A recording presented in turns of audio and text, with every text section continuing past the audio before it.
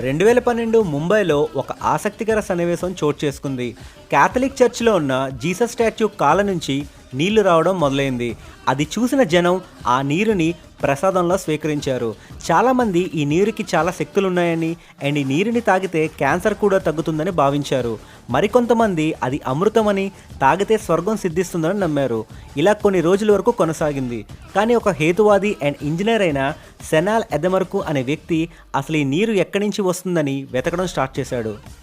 చివరికి అది పక్కనే ఉన్న టాయిలెట్లో డ్రైనేజ్ లైన్ లీక్ అయ్యి గోడ ద్వారా స్టాట్యూకి చేరి కాళ్ళ నుండి పడుతుందని నిరూపించాడు. కానీ అప్పటికే చాలామంది ఈ నీళ్ళని తాగడంతో ఎవరూ ఇతని మాటలు నమ్మలేదు. పైగా ఇతని మీద కేసులు పెట్టి 3 సంవత్సరాలు జైలు శిక్ష పడేలా చేశారు. చేసేదేమీ లేక ఆ వ్యక్తి దేశాన్ని వదిలి వెళ్ళిపోవాల్సి వచ్చింది.